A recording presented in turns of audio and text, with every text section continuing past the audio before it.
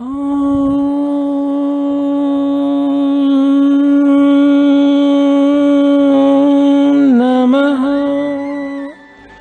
शीतेभ्यः।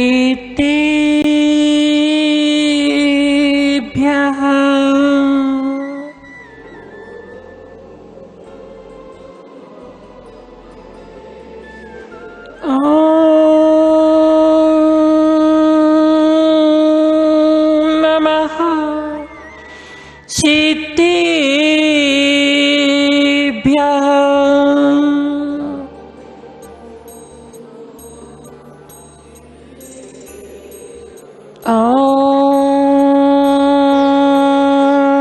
नमः शीतेभ्यः।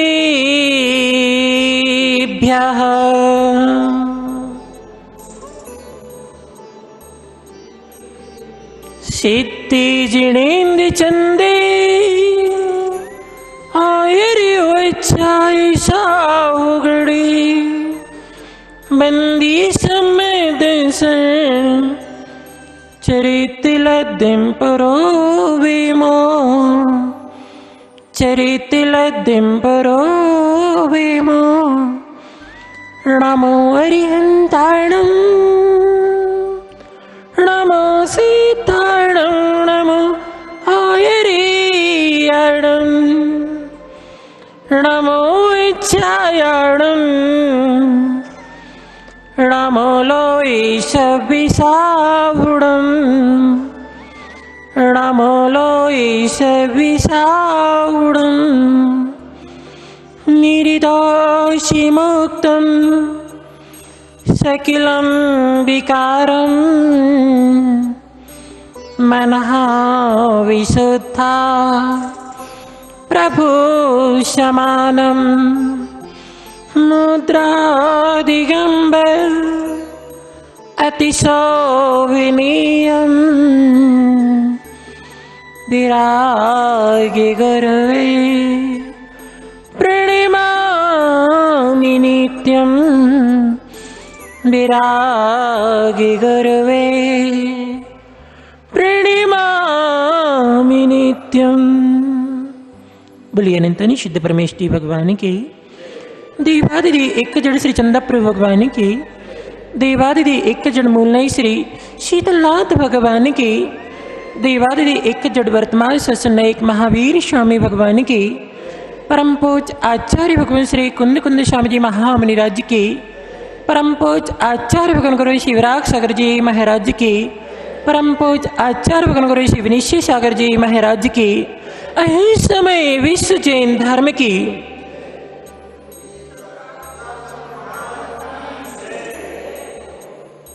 धर्म प्रेम बंधु, ये हमारे जीवन के पुण्यमय क्षण है, जिन क्षणों में हम भगवान की भक्ति आराधना करते हुए अपने अशुभ कर्मों को क्षीण करने का और पुण्य कर्मों को अर्जन करने का पुरुषार्थ कर रहे हैं, अर्थात शीतलनाथ भगवान के छत्र छाया में बैठ करके आत्मा की शीतलता को प्राप्त करने का पुरुषार्थ कर रहे हैं। कल हम देख रहे थे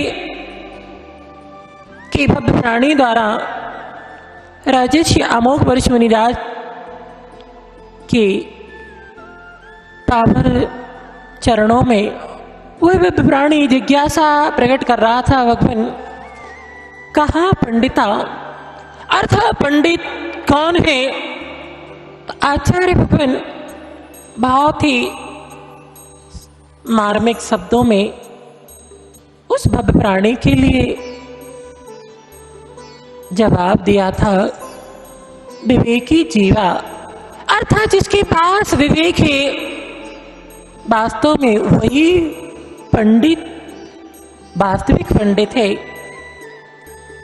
तो परमात्म प्रकाश एक आध्यात्मिक ग्रंथ है आचार्य भगवान योगेंद्र स्वामी कृत। उसमें आचार्य भगवान ने लिखा है कि वेदों का पंडित भिन्न है, शास्त्रों का पंडित भिन्न है, आत्मा का पांडित भिन्न है, मगर इनमें विवेक लगाने की आवश्यकता है। अगर विवेक से सहे थे, वेद विज्ञान से सहे थे, तो वेद और शास्त्रों का ज्ञान कार्यकारी है। वरना ज्ञान और चारित होने के बाद में भी अगर वेद विज्ञान नहीं है, तो वेद विज्ञान के अभाव में, सम्यक दर्शन के अभाव में, वो इतना विशाल ज्ञान भी अकार्यकारी है। तो यहां सुभाषित रत्नावली कृति के माध्यम से आचार्य भगवान सकल कीर्ति मुनिराज कृति से एक 317 नंबर के श्लोक में विवेकी जीव का लक्षण को यहाँ पर देख रहे थे कि जो देव और अदेव में कौन देव है कौन अदेव है, किनके प्रति सिद्धा करने से हमारे कर्म का आश्रय होता है और किनके प्रति सिद्धा आदि करने से कर्म का बंध होता है। विवेक की जीव के पास जो है विवेक होता है। और पात्र अपात्र कल बताया गया था। पात्र अर्थात जिसमें दान देने से विशाल पुण्य की वृद्धि हुआ करती है। आचार्य भगवान समुद्रमण स्वामी मुनिराज ने रत्नकुंड श्रावकाचार में उदाहरण दिया है। पात को दान देने का फल बताया है कि जिस प्रकार से एक बट का बीज, बट बीज तो देखा है, बड़ का बीज होता है ना, बहुत छोटा होता है, इतना छोटा होता है कि अगर आप उसको लिए हुए हैं और फूंक देंगे तो उड़ जाएगा। मगर वही भी जब जमीन पर उग जाता है तो बहुत विशाल बट वृक्ष हो जाया करता है। उसी प्रकार से पात्र को जो दान दिया जाता है, उत्तम मध्यम जगन 3 प्रकार के जो पात्र होते हैं, उनको जो दान दिया जाता है, थोड़ा सा दान दिया जाता है, थोड़े से दान से इतना विशाल बट वृक्ष के समान फल की प्राप्ति हुआ करती है। वही द्रव्य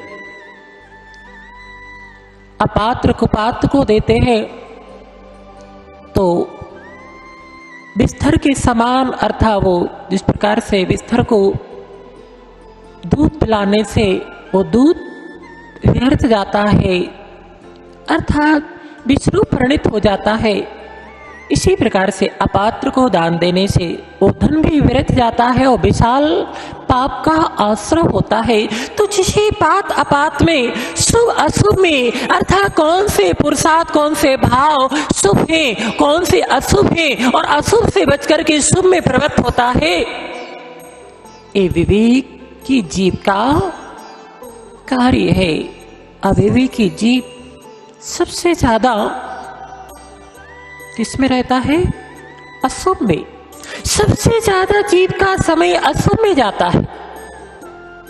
निरंतर निरंतर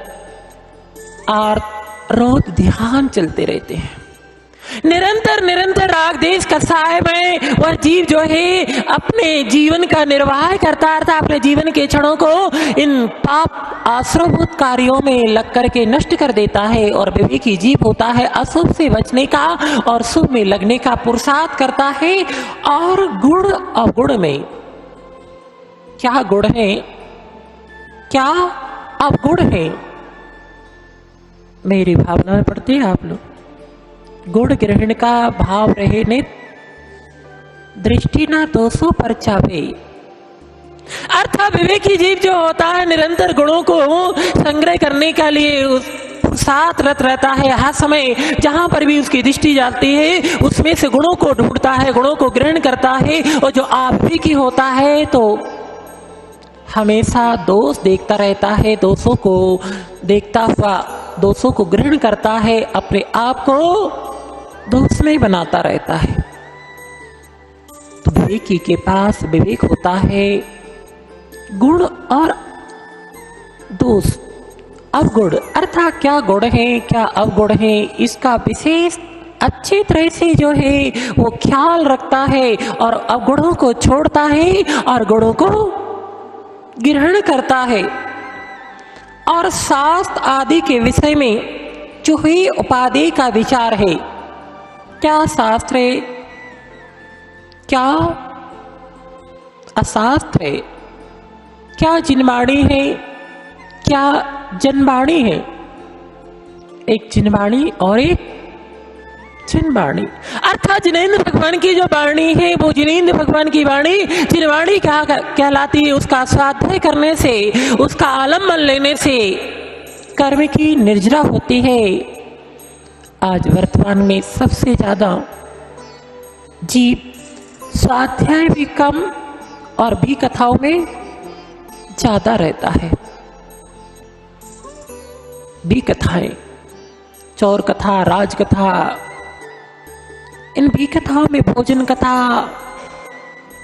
और विशेष आदि के वस्तुओं के बारे में, दुनिया की जो राग देश की चौर कथा आदि में निरंतर लगा रहता है। टीवी में आप लोग देखते हैं, टीवियों को चलाते हैं तो सब क्या आता है सबसे ज्यादा? वही सॉन्ग आ रहे होंगे, वही नाटक आ रहे होंगे, वही सब भी कथाएं तो है। न्यूज पढ़ना क्या है? पढ़ते न्यूज। इस सब जो है बी कथाओं में समय निकल रहा है, इसके माध्यम से कर्म का ही आश्रय होता है। आप पढ़ोगे उससे क्या होगा? क्या राज्य में हो रहा है, क्या कहाँ क्या हो रहा है, कौन क्या कर रहा है, सब पढ़ करके आपका दिमाग जो है वो होने लगता है, विकल्पमय हो जाता है।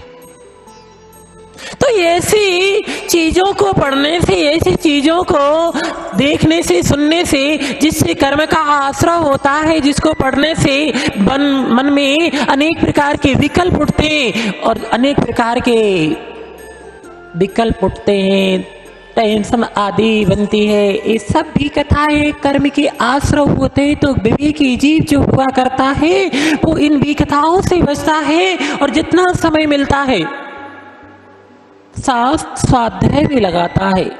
स्वाध्याय को परम तप कहा है। स्वाध्याय परम तप, क्योंकि स्वाध्याय के माध्यम से तीनों योगों की स्थिरता होती है, एकाग्र होते हैं और योगों की एकाग्रता होती है, उपयोग जो है समीचीन जगह लगता है तो कर्म की निर्जरा होती है। इसलिए इसको स्वाध्याय को कहते, स्वाध्याय भी कथाओं से बचना चाहिए, स्वाध्याय में लगना चाहिए। जिनेंद्र भगवान की जो वाणी है उसका अध्ययन करने से सो की उपलब्धि होती है, सो में उपयोग लगता है, कर्म की निजरा होती, सो आत्मा का जो सुख है वह सुख की अनुभूति होती है, मन में शांति होती है। तो स्वाध्याय जब भी समय मिलता है, जितना भी समय मिलता है, इन सारे आरंभ सारंभ से बच करके, इन सारे विकल्पों से बच करके स्वाध्याय में लगना चाहिए। स्वाध्याय परम तप है। क्या है? परम तप है। इसके माध्यम से बहुत सारी कर्म की निर्जरा होती है और हमारा सबसे ज्यादा समय, क्यों सौधर्मन जी, सबसे ज्यादा समय यहाँ वहाँ के विकल्पों में सबसे ज्यादा समय जाता है। कोई एक शास्त्र घर पे अपना विराजमान कर लें, जितना समय मिलता है अपने घर गृहस्थी के कार्यों से उतना समय स्वाध्याय में लगेंगे। भले ही हमारे लिए अच्छे से समझ में नहीं आ रहा है, फिर भी जितने समय हम स्वाध्याय कर रहे हैं वहाँ के विकल्पों से तो बचेंगे, वहाँ पर उपयोग स्थिर रहेगा। अशुभ से बच करके पुण्य का आर्जव होगा। तो विवेकी जीव शास्त्र आदि के विषय में जो है उपादेय है, उसका विचार है, वह विवेक कहलाता है। तो ये विवेकी जीव का जो है यहाँ पर लक्षण दिया गया है। और आज हम अपने विवेक का प्रयोग नहीं करते हैं। हम धर्म क्षेत्रों में भी जाते हैं तो वहां पर भी फालतू के कर्म के आश्रम को चर्चाएं करते हैं। महिलाओं को देख लो, अगर 2 या 4 3 महिलाएं एक जगह बैठ जाए तो क्या होगा? स्वाध्याय की चर्चा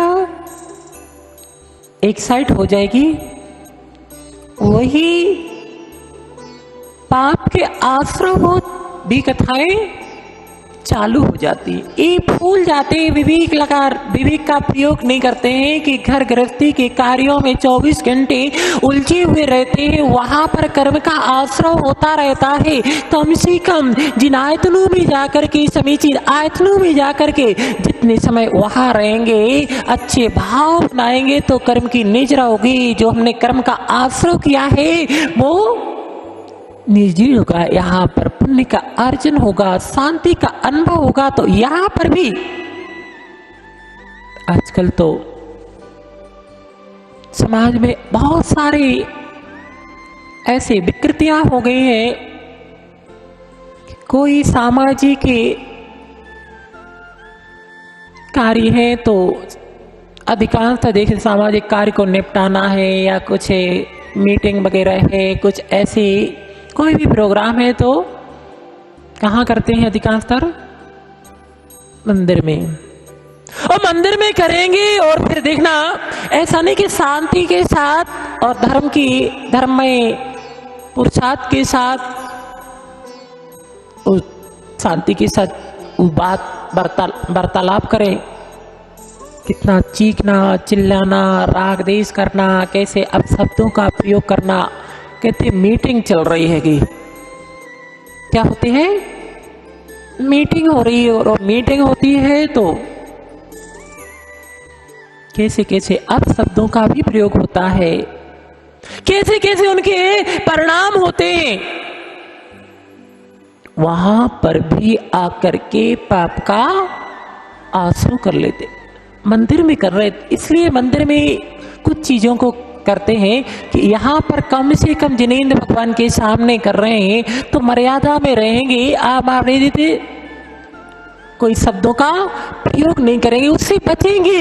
इसलिए मंदिर में जाकर के करें। धर्म में अच्छे शांतिमय धर्म में जो है एक कार्य जो है व्यवस्थित तरीके से सुलझ जाए, यही प्रयोजन से भले ही मंदिर में करते हैं तो कर लेते हैं, मगर होता क्या है?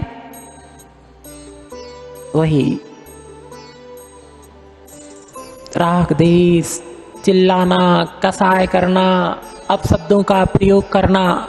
तो यहाँ भी हम जो है धर्म क्षेत्रों में आकर के पाप का आश्रय कर लेते हैं। ये विवेक नहीं लगाते हैं कि यहाँ पर जो है हम पाप के आश्रय भूत इनसे बचने के लिए जो है यहाँ पर आए हुए हैं, और यहीं पर हमने विपरीत पुरुषार्थ कर लिया, पाप का आश्रय कर लिया।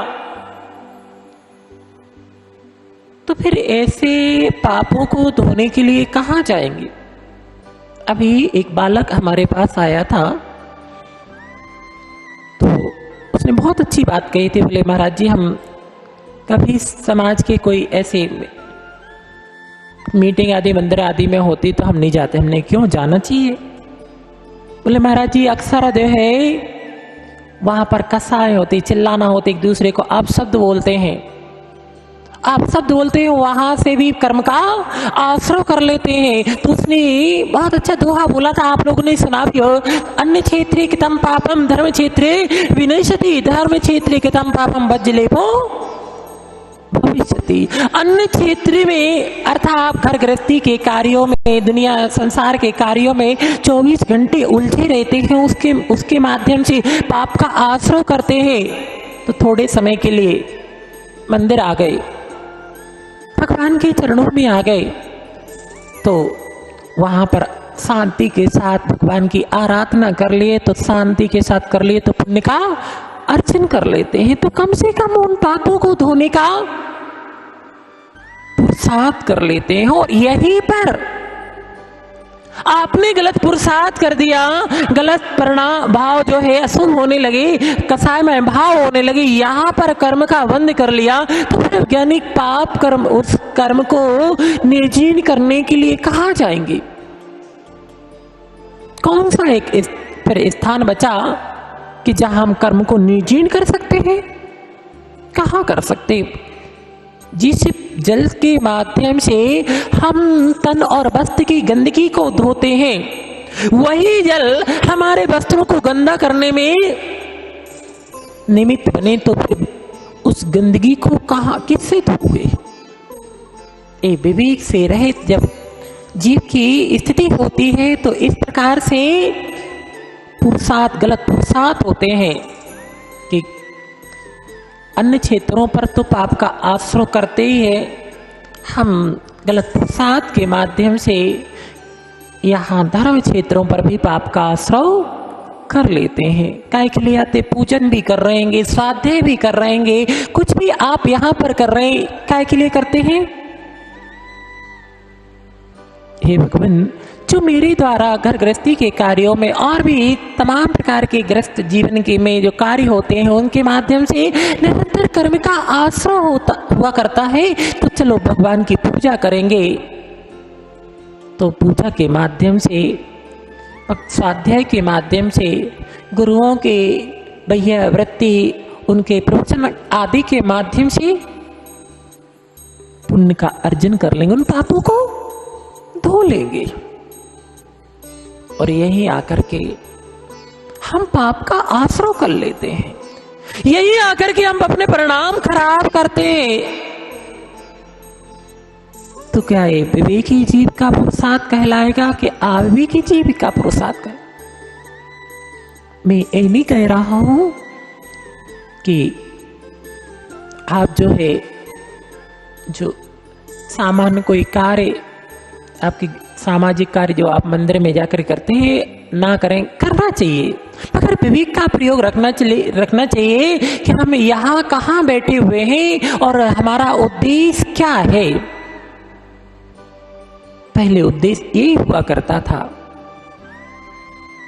जो सामाजिक में कोई इस तरह से अव्यवस्था हो जाती थी तो धर्मशाला, मंदिर आदि में सब लोग समाज के बैठ करके उसका निर्णय करके, सुलझा करके कि भगवान के पास बैठेंगे तो शांति के साथ सब लोग मान जाएंगे और सुलझा लेंगे और बहुत सारे पाप के आश्रय से बच जाएंगे। एक प्रयोजन होता था। और आज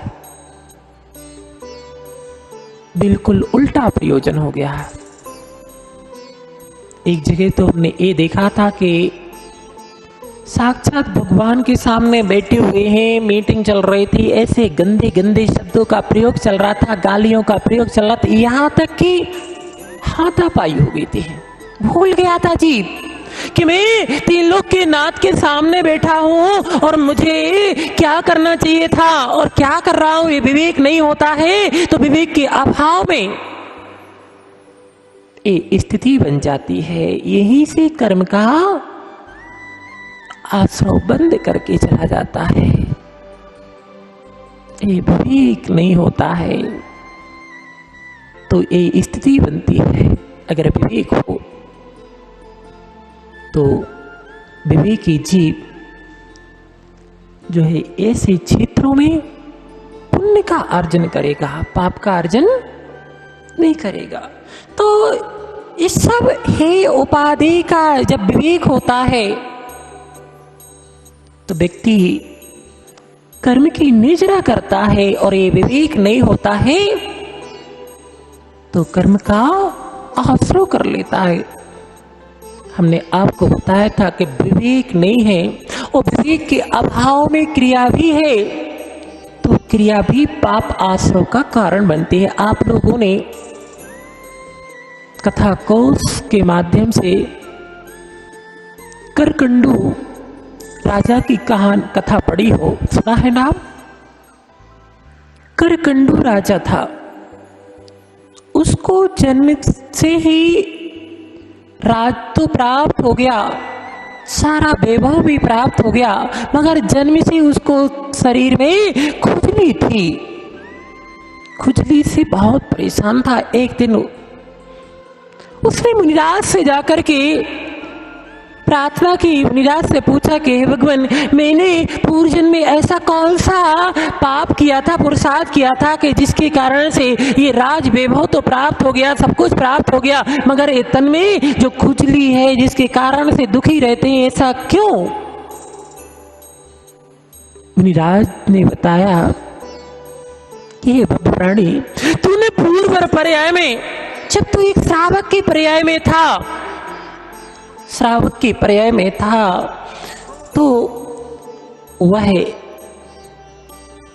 एक सरोवर में गया हुआ था। उस सरोवर में, कथानक बड़ा है, अच्छे से पढ़ लेना। सरोवर में उसको एक सहस्त्रदल कमल, सहस्त्रदल कमल जानते ना,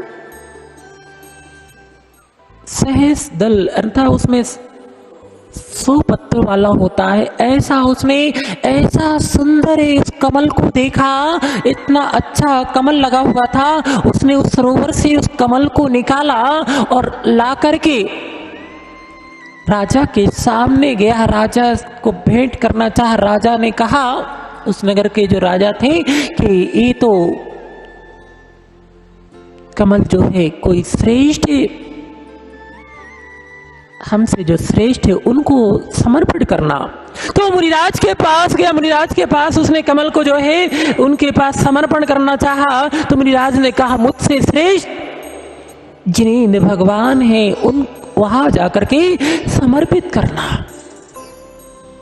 वह भक्ति में सराबोर होकर के और भगवान के जिनालय में आ गया, और जैसी स्थिति में था, अर्थात उसने सरोवर में जब प्रवेश किया था तो उसके पैरों में कीचड़ आदि भी लग गया था, और वहां से जब रास्ते से मार्ग से आया तो उसमें बहुत सारी धूल लगी हुई थी, और विवेक के अभाव में भूल गया। भक्ति में ऐसा कल बताया था कि श्रद्धा भी हो, भक्ति भी हो, तो विवेक के साथ हो, तो भक्ति जो है हमारे कर्म की निजरा का कारण बनता है, और श्रद्धा और भक्ति भी विवेक के अभाव में होती है तो वो भी कर्म के बंध के कारण होती है। यही जिनेंद्र भगवान हमारे कर्म निजरा के हेतु भी होते हैं, और ये जिनेंद्र भगवान हमारे कर्म बंध के भी हेतु होते हैं। आप कहोगे महाराज जी कैसी बातें कर रहे हैं? यही जिनेंद्र भगवान हमारे लिए कर्म बंध में भी निमित्त है, और यही जिनेंद्र भगवान हमारे कर्म निजीर्ण करने में भी निमित्त होते हैं। जब हम विवेक के साथ, श्रद्धा के साथ अच्छे से जिनेंद्र भगवान की भक्ति करते हैं, पूजा आराधना करते हैं, तो भगवान की भक्ति पूजा आराधना के माध्यम से जिनेंद्र भगवान हमारे अशुभ कर्म की निजरा में हेतु होते हैं। और जब हम विवेक से रहित होते हैं, भक्ति आराधना में विवेक नहीं होती, श्रद्धा में विवेक नहीं, विवेक से रहित क्रिया होती है, तो अपने आदि भी हो जाए करती है, तो ये यहीं पर हम जो है कर्म का आश्रय भी कर लेते हैं। और जिनेंद्र देवदास गुरु जिनेंद्र भगवान के सामने कर्म का बंध होता है, तो निदत्ति निकांचित जैसे कर्म का बंध होता है कि जिसके फल को जीव को भोगना पड़ता है। तो उसने विवेक का प्रयोग नहीं किया। आप लोग मंदिर में प्रवेश करते हैं तो पहले क्या करते हैं? अच्छे से पाद प्रक्षालन करते हैं, पैरों को धोते हैं, और फिर मंदिर में प्रवेश करते हैं। हाँ, अब भी धोते हैं। अब तो एक और व्यवस्था हो गई है कि पहले पानी छान करके और ढके हुए पात्र में रखा रहता था, छने हुए पानी से धोते थे, और ढका हुआ पात्र रहता था, और अब नल लगा हुआ है। पहले पानी थोड़ा सा इस्तेमाल करते थे, कुछ बर्तन में से निकालने वाला एक और पात्र रखा रहता, उससे निकाला और थोड़ा सा धोते थे, पानी का कम उपयोग करते थे। अब नल में टोटी लगी हुई है, टोटी को चालू किया, आपको धोना है इतने से पानी से, कितना पानी आप वेस्टेज कर देते हैं। और वो भी ऐसा नहीं कि आपने वो पानी का प्रयोग किया तो उसकी बिलछा नहीं करते आप लोग। बिलछाने डालते हैं, उसमें जीव होते कि नहीं होते हैं? कितने सारे जीव जो उसमें बिलछाने का प्रयोग नहीं किया, उसमें पहले से थैली लगी हुई है और थैली लगी हुई है उसमें कितने सारे जीव, उसके बाद में क्या होगा उनका? क्या होता है? सब उसमें से निकल करके सब नल के द्वारा उधर चले जाते हैं नीचे। ऐसा होता है क्यों माताओं? उस थैली में सूख जाती है, छटपटा करके मर जाते। हमने छरे पानी से धोए थे पैर। किससे धोए थे? छने पानी से धोए थे। हमारा पानी छानने का मतलब क्या था? जीवों की प्रार्थना ना हो जाए, जीवों को यथास्थान पहुंचा दें। और आपने पानी भी बहुत मात्रा में इस्तेमाल किया, इतने सारे जीवाणु हुई, वो उसी में बेचारे सब मरेंगे। कितना अच्छा विवेक का प्रयोग होता है। गांव में आज भी अनेकों जगह गांव में छाना, यानी स्टैंडर्ड को मत देखो।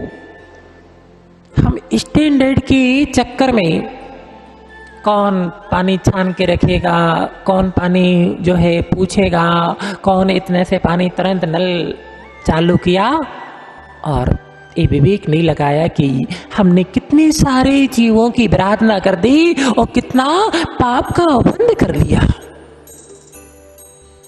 अभी याद नहीं आ रहा कौन से ग्रंथ का स्वाध्याय चल रहा था, उसमें एक ही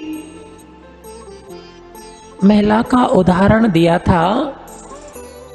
बहुत दुखी थी, बहुत परेशान थी, तो उसने मुनिराज से जाकर के पूछा कि भगवान, मैंने पूर्व जन्म में ऐसा कौन सा पाप किया था कि इसके कारण से इतने दुखों को प्राप्त कर रही हूँ।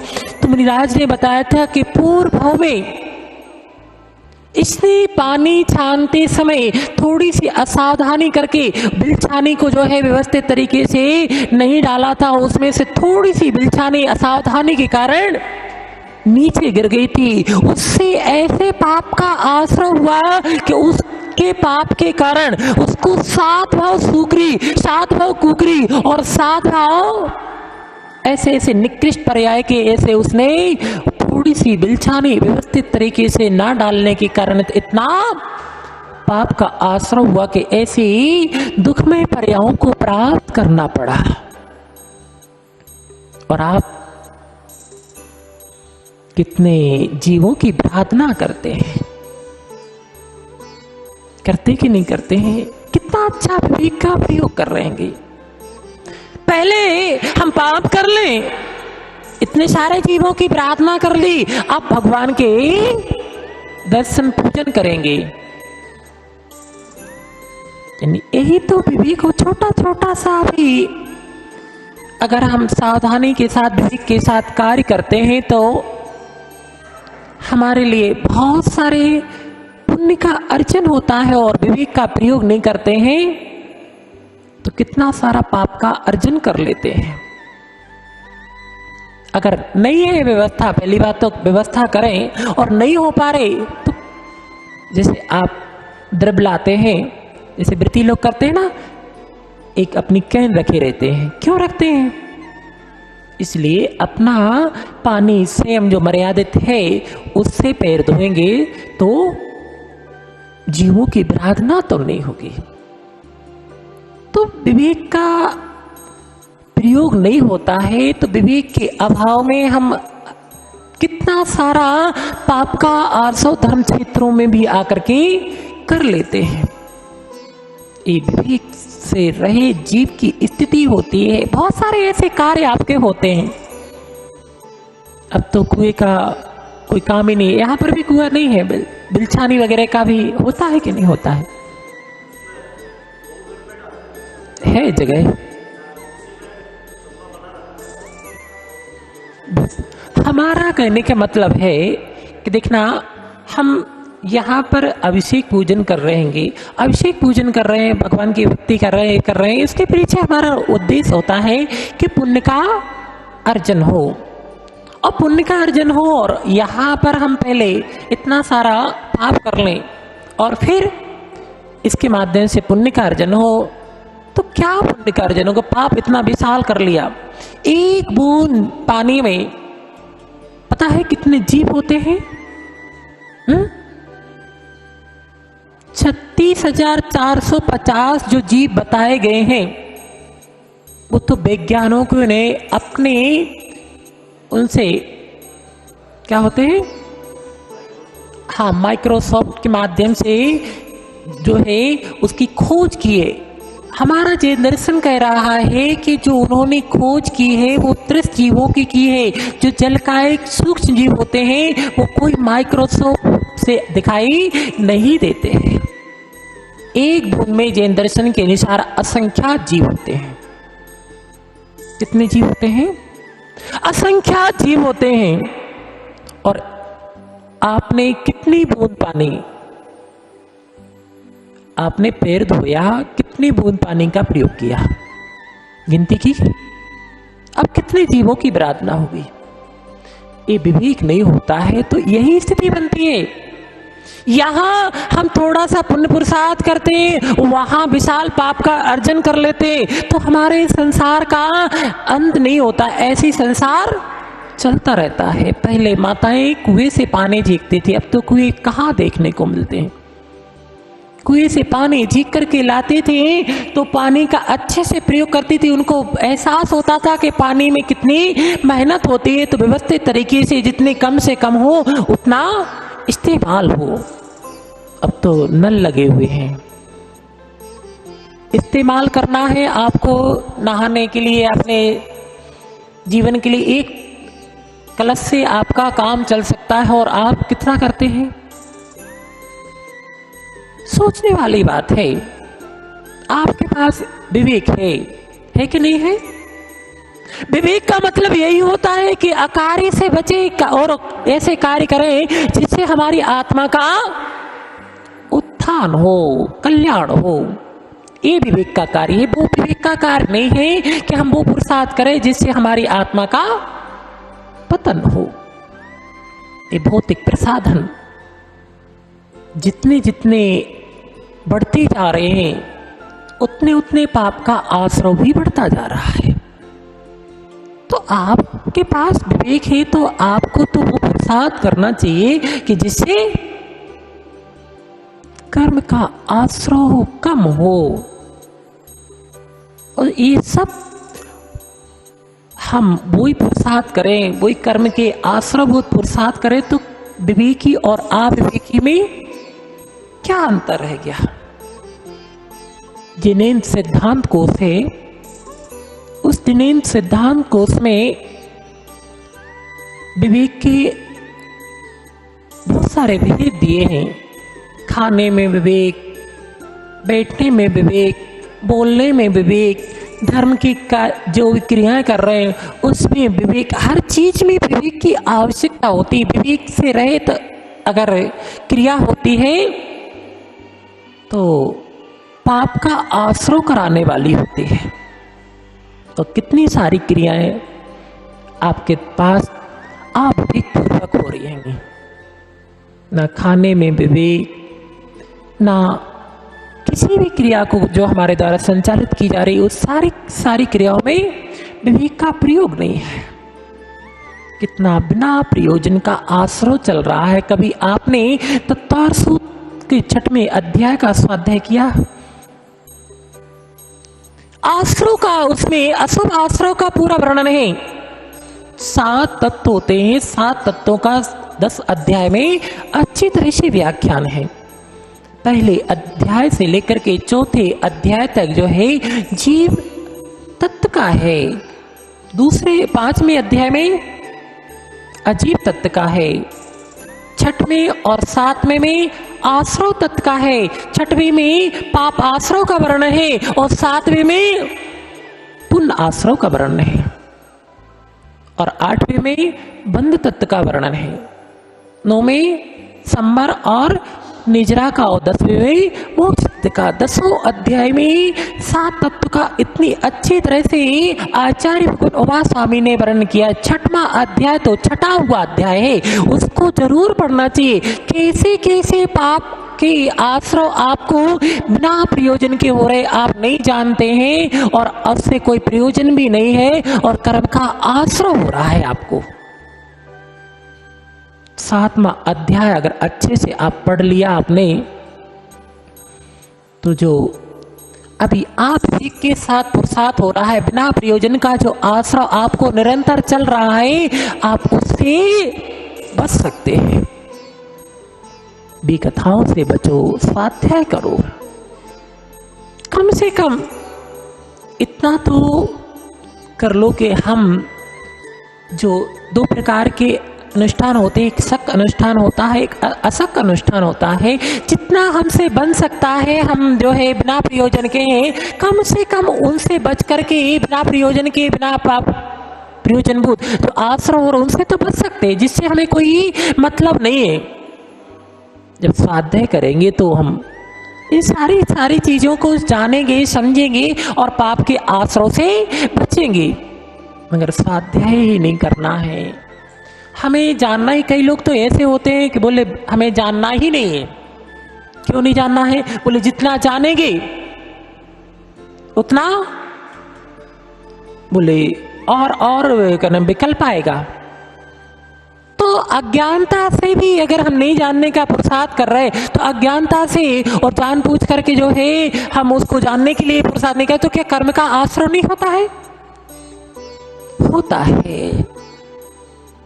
तो ऐसा कर्म का आश्रय बिना प्रयोजन का हो रहा है।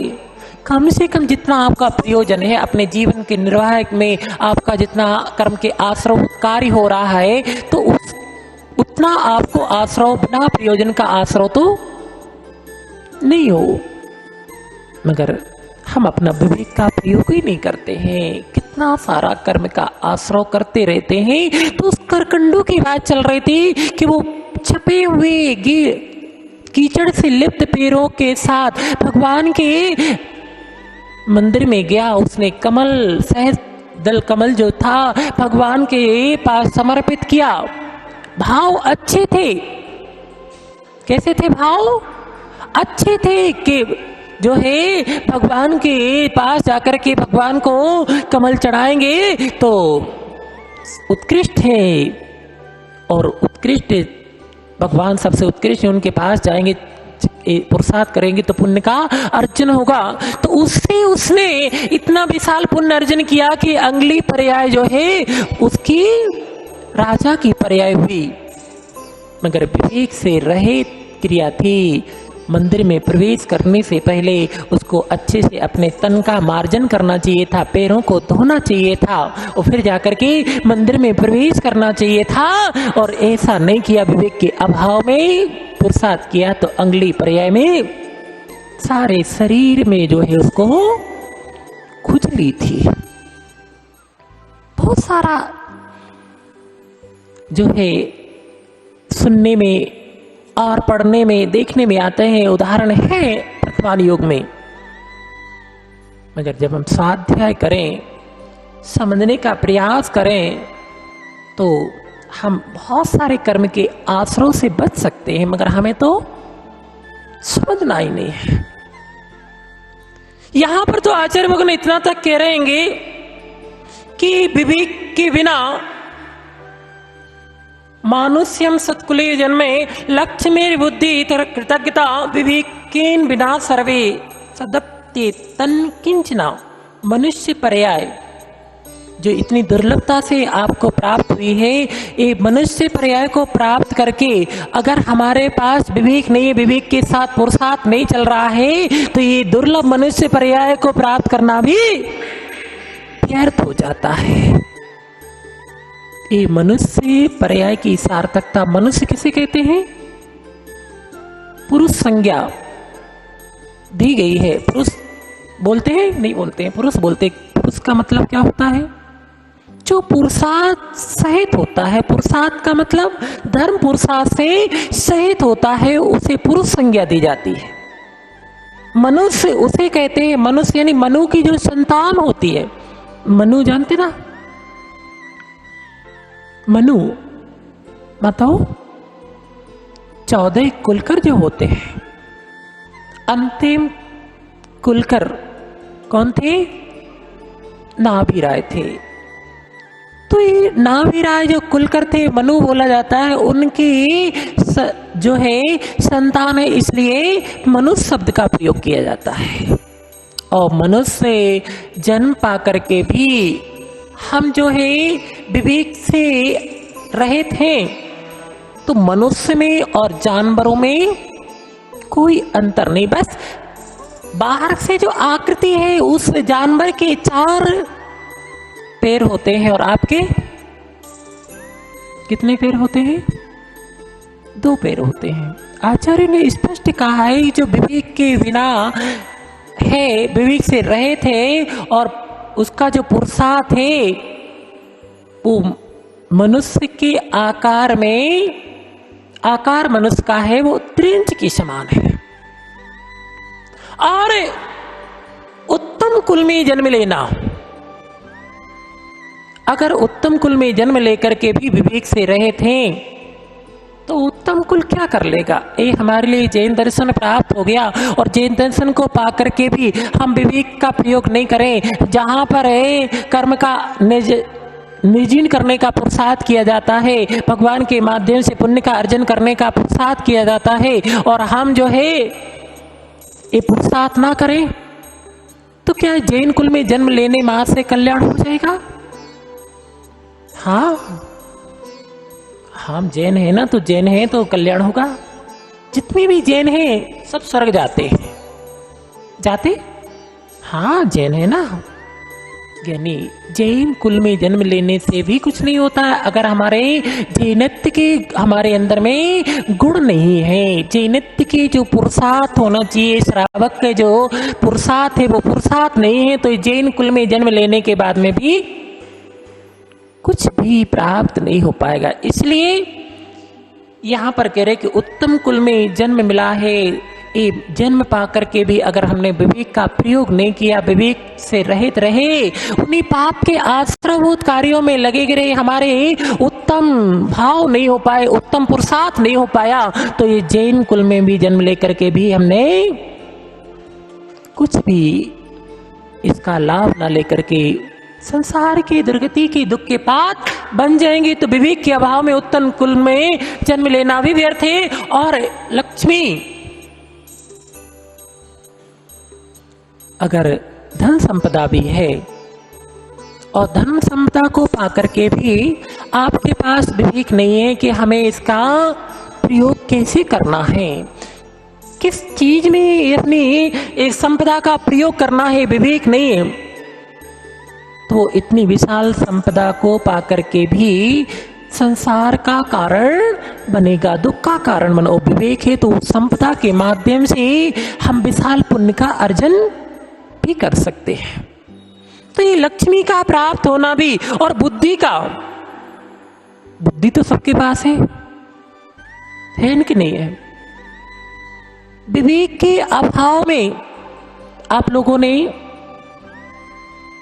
एक वो कथानक सुना होगा 4 मित्रों का, कि 4 मित्र थे किसी गांव में, और चारों मित्र कुछ नहीं करते थे, ऐसे लड़ना झगड़ना, खेलना कूदना, एक तमाम प्रकार के बेकार के काम में लगे रहते थे।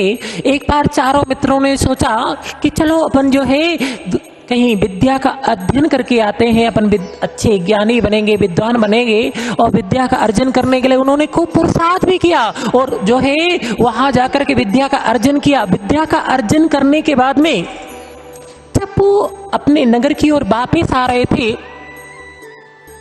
तो रास्ते में उनका किसी जंगल में रात्रि विश्राम हुआ। तो जंगल में तो सब जानते हैं कि जानवरों का आना जाना है। तो चारों ने सलाह की कि चारों में से 3 व्यक्ति सोएंगे और एक जगेगा, बारी बारी से एक जगता रहेगा और 3 सोते रहेंगे, तो सोना भी हो जाएगा और रक्षा भी हो जाएगी। देखना ज्ञान के अभाव में, विवेक के अभाव में ज्ञान प्राप्त करने पर भी क्या स्थिति होती है। चारों जगह उसमें से पहले नंबर जो जग रहा था तो 3 सो रहे थे, तो उसने सोचा ऐसे बैठेंगे तो नींद आने लगेगी, अपने पास ज्ञान है तो उसका प्रयोग करना चाहिए। और उसने पास में कोई लकड़ियां पड़ी हुई थी, और लकड़ियां पड़ी थी तो उसने लकड़ियों का एक जो है अपनी जो उसने विद्या अर्जन की थी, विद्या के माध्यम से उसने एक हूबहू एक लकड़ी का सिंह का ढांचा बनाया। किसका ढांचा बनाया? सिंह के आकार का एक उसने फ्रेम ढांचा बनाया, और जैसे ही उसका समय हुआ वो सो गया। दूसरा मित्र जाग गया। रात्रि को अपने आप की रक्षा करनी है ना, किसके लिए? एक 3 सो रहे हैं और एक जाग रहा है कि सुरक्षा भी करेंगे, जानवर कोई हमला ना कर जाए।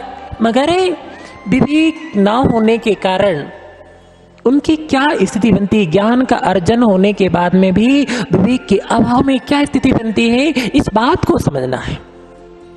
दूसरा जागा तो दूसरे के पास उसने ये विद्या सिद्ध की थी कि कोई ढांचा है तो उसमें बढ़िया हूबहू जो है रंग रोशन आदि के माध्यम से उसमें उसका हूबहू आकार देना। उसने दूसरे ने ये विद्या सिद्ध की थी, उसने उसमें वो हूबहू आकार दे दिया। उसका समय हुआ, वो सोया। तीसरा जागा।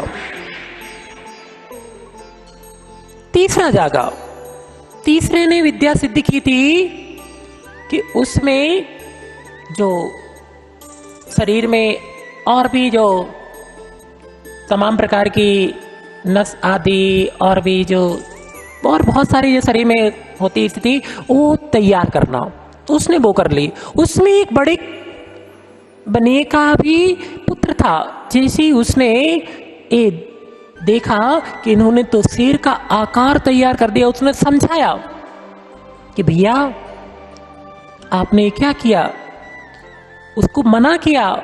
जिसके पास ये विद्या थी कि वो उसमें ऐसा होता नहीं, कर्म सिद्धांत है, कोई किसी में जान नहीं दे सकता है, मगर एक उदाहरण है कि विवेक के अभाव में ज्ञान की क्या स्थिति बनती है। तो उसने उसको मना किया कि इसमें जो है प्राण नहीं फूकना, उसको विद्या के माध्यम से प्राण फूकना आते थे, उसने मना किया, वो नहीं माना। तो बड़े का पुत्र था तो वो जो है अपना बचाव करने के लिए एक पेड़ पर चढ़ गया। अब वो तीसरा वाला जो जगना था उसने कहा जब दोनों ने अपना अपना प्रयोग किया, अपनी अपनी विद्या का प्रयोग किया, हम क्यों विद्या का प्रयोग नहीं करेंगे? ऐसा होता है कि नहीं होता है? जब हमारे अंदर में कुबुद्धि होती है तो हमारे अंदर में विवेक नहीं होता है, तो ऐसी स्थिति बनती है कि अरे उन्होंने तो ऐसा किया, हम भी ऐसा करेंगे, कि गलत है कि सही है, इससे हानि है कि लाभ है, ये नहीं देखता है, हम तो करेंगे। बच्चे होते ना, छोटे छोटे बच्चे होते, उसने ऐसा किया तो हमें भी ऐसा करना है। ये बच्चे अज्ञानी हुआ करते। ऐसे उसने कहा जब इन्होंने अपना अपना प्रयोग किया तो हम भी करेंगे। वो भूल गया कि ये सिंह जब आ जाएगा, सिंह रूप में हो जाएगा तो क्या करेगा? फिर क्या करेगा? खेलेगा, खा लेगा। वो बड़े का पुत्र था, वो तो होशियार था, तो वो पेड़ पे चढ़ गया और जैसे उसने उसमें प्राण फूके अपनी विद्या के माध्यम से, उस सिंह ने जो है उन तीनों को खा लिया, तीनों को नष्ट कर दिया। ऐसी विद्या किस काम की कि जो हमारे पतन का कारण बने। आज यही हो रहा है, ज्ञान तो खूब है मगर विवेक नहीं है, तो वो विवेक के अभाव में ज्ञान हमारे लिए हानिकारक बन रहा। तो यहां पर कह रहे कि बुद्धि भी और कृतज्ञता आदि आदि गुण भी एकमात्र विवेक के अभाव में कोई कार्यकारी नहीं हुआ करते। विवेक है तो ये सारे के सारे गुण आपके पास कार्यकारी हैं, और विवेक नहीं है तो ये सारे के सारे गुण जो है अकार्यकारी हैं। समय काफी हो गया है, तो यानी कहने का मतलब है कि कोई भी कार्य करो विवेक पूर्वक करोगे तो विवेक पूर्वक कार्य होगा, तो आपको पुण्य अर्जन का कार्य होगा, आपके आत्मा के हित के रूप कार्य होगा। और विवेक के अभाव में होगा तो नियम से पाप बंद का कारण होगा, नियम से हमारे हानि का कार्य होगा।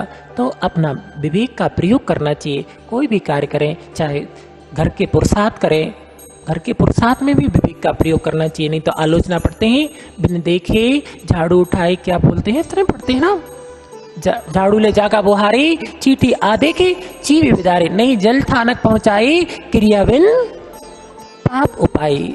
तो ये विवेक के अभाव में पुरुषार्थ चलता है, तो कितना सारा कर्म जो पुरुषार्थ चलता है, तो कर्म आश्रव का कारण हो तो विवेक के साथ वही पुरुषार्थ करते हैं, तो बहुत सारे कर्म के आश्रव से हम जो है बच सकते हैं। तो विवेक का प्रयोग करें और विवेक के साथ काम करेंगे तो आप जो है बहुत सारे पुण्य का अर्जन भी करके और अपना आत्मा का पुरुषार्थ कर सकते हैं। बोले देवभक्त जी 1 श्री चिंतामणि पारसनाथ भगवान की जय।